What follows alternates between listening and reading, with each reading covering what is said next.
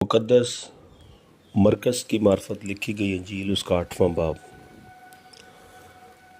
उन दिनों में जब फिर बड़ी भीड़ जमा हुई और उनके पास कुछ खाने को ना था, तो उसने अपने शागिर्दों को पास बुलाकर उनसे कहा, मुझे इस भीड़ पर तरस आता है, क्योंकि ये 3 दिन से बराबर मेरे साथ रही है और इनके पास कुछ खाने को नहीं। अगर मैं इनको भूखा घर को रुखसत करूं तो राह में थक कर रह जाएंगे और बाज इनमें से दूर के हैं। उसके शागिर्दों ने उसे जवाब दिया कि इस बयाबान में कहाँ से कोई इतनी रोटियां लाए कि इनको सैर कर सके। उसने उनसे पूछा, तुम्हारे पास कितनी रोटियां हैं? उन्होंने कहा, 7।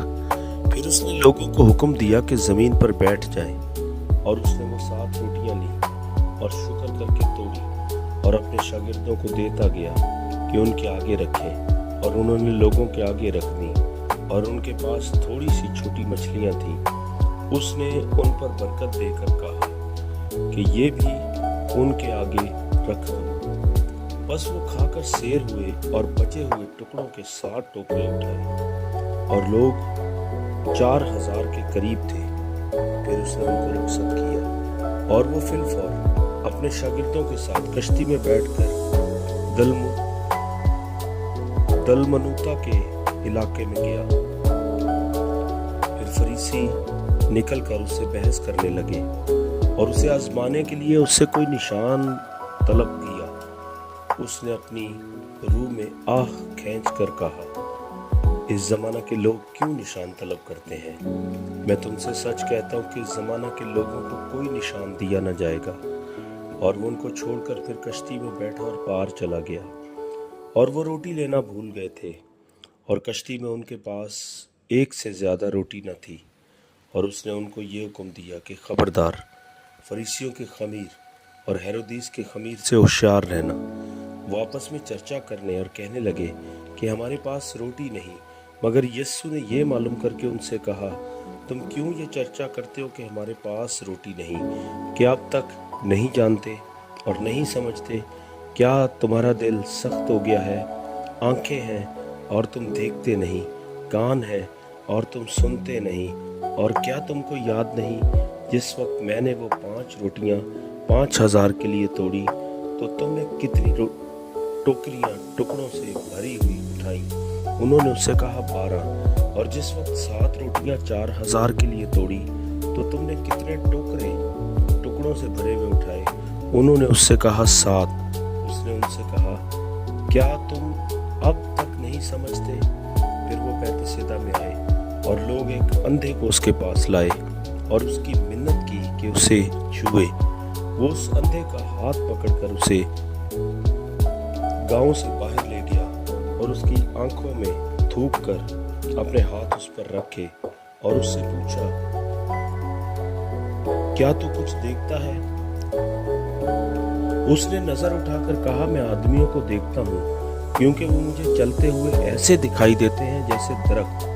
फिर उसने दोबारा उसकी आंखों पर अपने हाथ रखे और उसने गौर से नजर की और अच्छा हो गया और सब चीजें साफ साफ देखने लगा।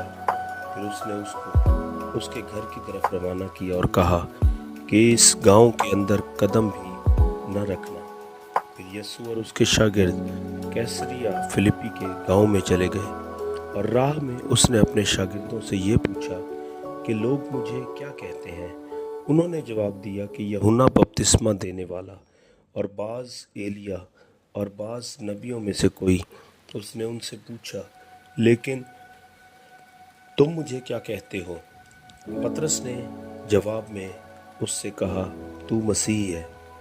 फिर उसने उनको ताकीद की कि मेरी बाबत किसी से ये ना कहना। फिर वो उनको तालीम देने लगा कि ज़रूर है कि इब्ने आदम बहुत दुख उठाए और बुजुर्ग और सरदार कायम और फ़कीह उसे रद्द करें और वो कत्ल किया जाए और 3 दिन के बाद जी उठे। और उसने ये बात साफ साफ कही।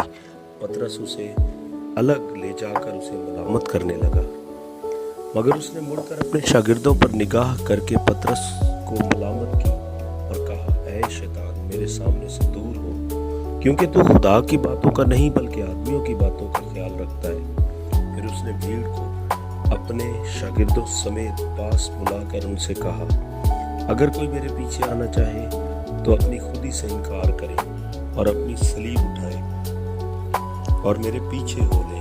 क्योंकि जो कोई अपनी जान बचाना चाहे वो उसे खोएगा, और जो कोई मेरी और अंजील की खातिर अपनी जान खोएगा वो उसे बचाएगा।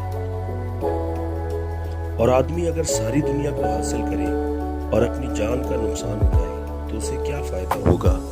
और आदमी अपनी जान के बदले क्या दे? क्योंकि जो कोई इस जिनाकार और खताकार कौम में मुझसे और मेरी बातों से शर्माएगा, इब्ने आदम भी जब अपने बाप के जलाल में पाक फरिश्तों के साथ आएगा तो उससे शर्माएगा। आमीन।